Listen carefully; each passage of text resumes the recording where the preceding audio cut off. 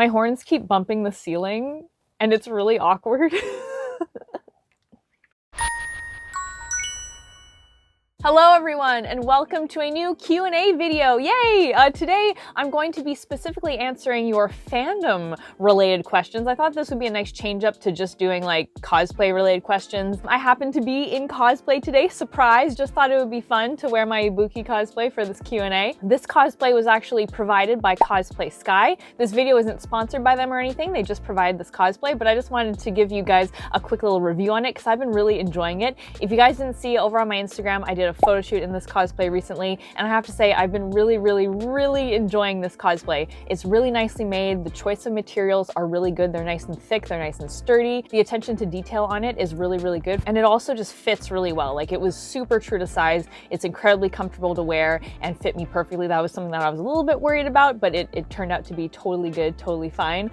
So overall, it's a really well-made, accurate, and well-fitting cosplay, which are the main things that I look for. Their shipping time was also really fast. So yeah, if you're interested in checking out this cosplay or other cosplays they have, I will have a link down in the description. And a huge thank you to CosplaySky for providing me with this Ibuki cosplay. Like I said, I've really been enjoying it, so I'm very grateful. All of that out of the way, let's get into today's video. I'm going to be answering your fandom related questions. I asked over on Patreon and Instagram for some questions, so as is tradition, we're gonna start with the Patreon questions and then move our way into the Instagram questions. So on Patreon, we have Margaret asking, what do you think of Hell of a Boss so far? Love your content, by the way. Thank you so much. I really appreciate it. Hell of a Boss.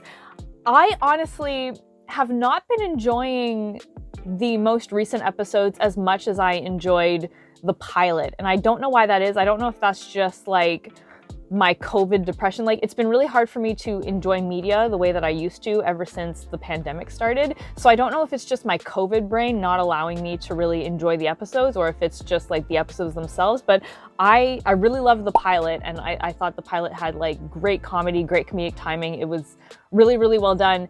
And I just haven't gotten the same enjoyment out of the following episodes as I did the pilot. So yeah, I haven't been enjoying it like I thought I would. But again, I feel like that's just COVID brain, just being COVID brain, or maybe like I just kind of don't jive with the humor. Some of the episodes go a little bit too hard for me. Like, adult cartoons are still a very new territory for me, so I'm not really used to some of the kind of more intense humor and intense kind of gore elements that the series kind of covers. So some of the episodes have been a little bit too much for me. I'm definitely going to keep watching it. There were some moments that I really liked, like the moments between Stolas and Octavia, I thought were incredibly heart-wrenching and really fantastic and just really feelsy, and I thought that those were really well done. I'm hoping that with more episodes, or maybe rewatching the episodes when I'm in kind of a better frame of mind, I might enjoy them more. And I, again, really blame it. I think it's probably COVID brain. Anyway,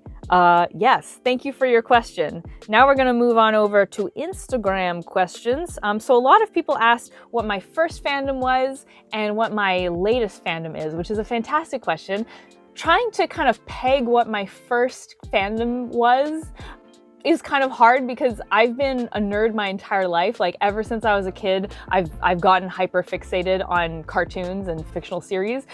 So I think the earliest thing that counts as a fandom was probably Lion King. When I was a kid, about maybe like 3 or 4 years old, I was obsessed with Lion King, and I would always talk about it with all of my little kind of preschool friends. I remember I was at my birthday party when I was, you know, like I said, 3 or 4, and I had friends over, and I was telling them that when I grew up, I wanted to be a lion, and they were like, oh my gosh, yeah, me too. Like, we were all just obsessed with Lion King, and we'd talk about it. So I feel like that counts as a fandom. I feel like that is probably the closest thing to a fandom that I had early on. So I'm gonna say Lion King, either Lion King or Arthur, but I feel like Lion King was more of a fandom because I talked about it with a bunch of my, my little friends at the time. So I guess Lion King was my earliest fandom, and then my most recent fandom is Jujutsu Kaisen. That's what I've been watching recently. I binged it all within a week, so I'm very new to that fandom, but that is what I've most recently been watching, and I've definitely been enjoying it. I'm gonna probably rewatch it now since I feel like a lot of the plot points went over my head the first time, so I need to rewatch it to really kind of hammer in some of the plot points that I missed. But anyway, my most recent fandom, Jujutsu Kaisen. Favorite minor Shira character? This is a really good question, and I have to say Natasha. I love her so much. She's very underrated. Her dialogue is so good, and she's just such a badass, and she's so underrated, and I think she's great, so definitely Natasha. Were you ever into Homestuck? Yes, I was into Homestuck. It was about 2013 was my main big Homestuck phase. A lot of people look back on their Homestuck phases and they like kind of cringe, or they regret it, or they have bad memories. I'm very much the opposite. I know a lot of people had negative experiences with the fandom, which is very unfortunate because I personally had a fantastic experience with the fandom. Everybody who I met was super, super nice and just really, really lovely. Like there was nobody who was problematic or annoying or anything like that. Just everybody who I met was just incredibly lovely, which I'm very grateful for, and I think very fortunate to have had that experience because a lot of people have had negative experiences with the Homestuck fandom. But yeah, I have a few Homestuck cosplays. I did Kanaya, I did 2 versions of Rose. I did her default and her Grimdark version, and then I also wrote a Homestuck love song and performed it at TsukinoCon one year for their talent show, and I actually won first place for that song. So yes, I was a very passionate Homestuck, did a lot of Homestuck related things, and I regret absolutely none of it. Is there a fandom you were in years ago that you wish would make a comeback? This is another really, really good question, and my answer has to be Undertale. 100% Undertale. I really miss my Undertale days. I cosplayed Undertale. I was absolutely obsessed with Undertale, and it was just such a great, like, it's such a beautiful, beautiful game. And I'm really upset that the fandom became toxic and then eventually kind of like burned out, because when Undertale first became big, the fandom was so wonderful and just so creative and so passionate, and it was just such a great time in my life being into Undertale.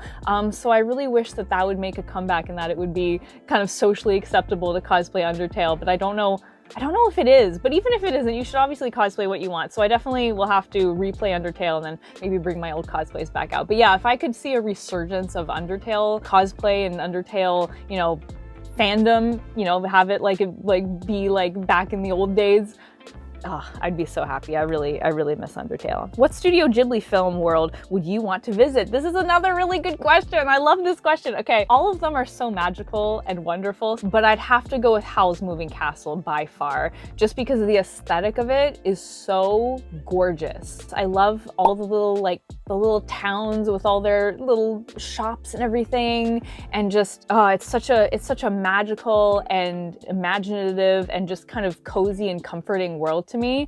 So out of all of them, I absolutely have to go with Howl's Moving Castle. What did you think of the Carmen Sandiego ending? Also love your videos. Thank you so much, and thanks so much for watching. I really appreciate it. This is a question that I'm thrilled to get, because any excuse to talk about Carmen Sandiego, I am there. So it took me a while to actually watch the final season of Carmen Sandiego, but without obviously giving anything away, got to the finale, and I think it was so well done. I was so worried that they were gonna do something that would just like ruin the show, right? Because like whenever they're ending a show that you really care a lot about, you know, you're worried if they're gonna do something dumb with the ending that's gonna ruin it, right? I was very, very nervous. But after watching it, I think it beautifully wrapped everything up.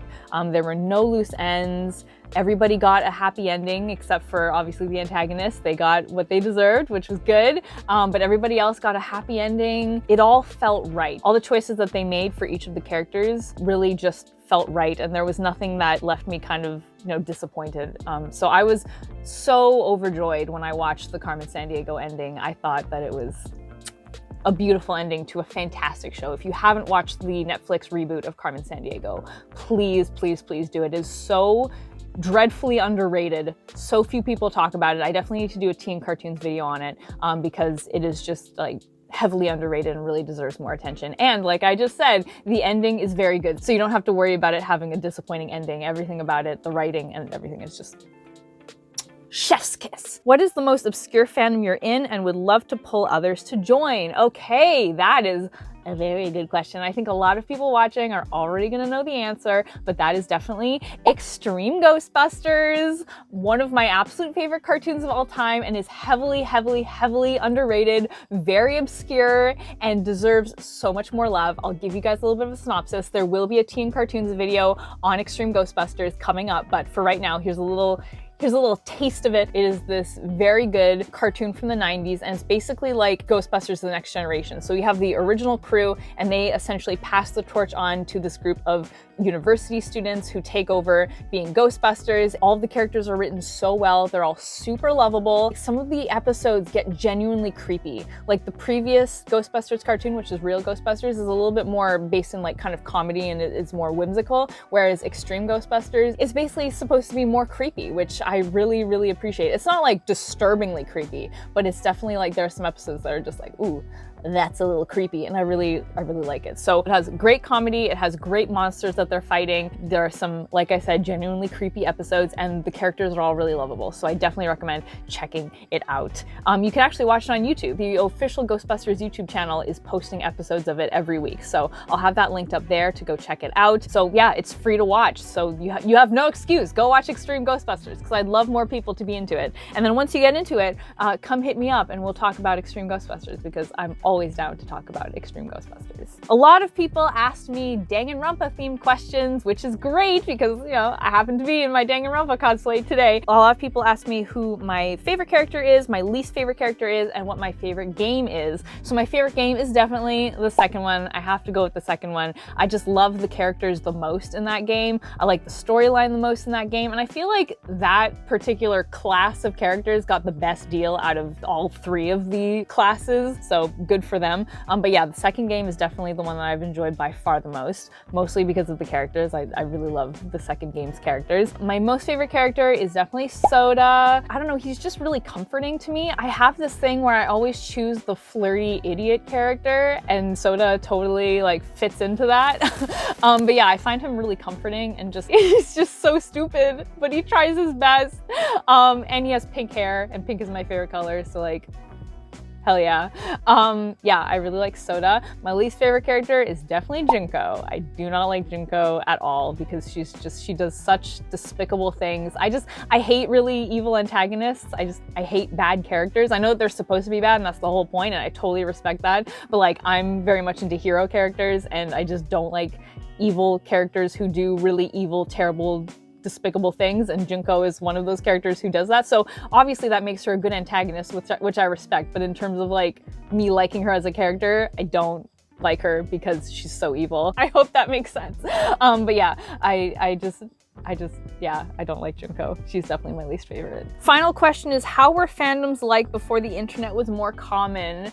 How old do you think I am? I'm not that old. All throughout the times that I've like really been into fandoms and knew what fandoms were and all that, the internet has been commonplace.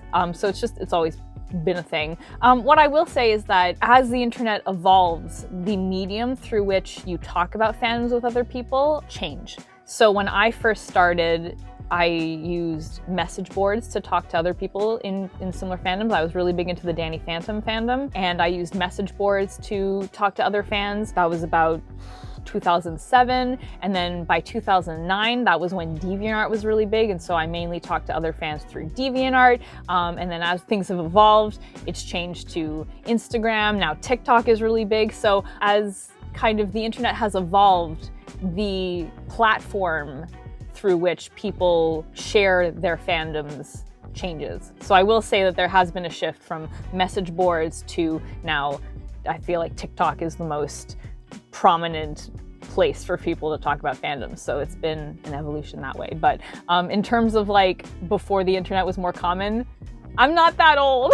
I know I'm a 90s baby, but I'm not that old. And that is everything for today's fandom Q&A. I hope you guys enjoyed it. Thank you to everyone who sent in questions. I really appreciate it. And if you guys would like to see another fandom Q&A, please by all means let me know. I'd love to do this again. A reminder, if you guys are interested in checking out CosplaySky, I will have a link down in the description. Like I said, they gave me this beautiful Ibuki Miyota cosplay, which I again, have really been enjoying just everything about it. love it. So I have a link down to their website in the description if you're interested in checking out some of their cosplays. And yeah, thank you so much for hanging out with me today. I really appreciate it, and I'll see you guys all next time. But until then, Panda Faces, please be sure to take care. Bye!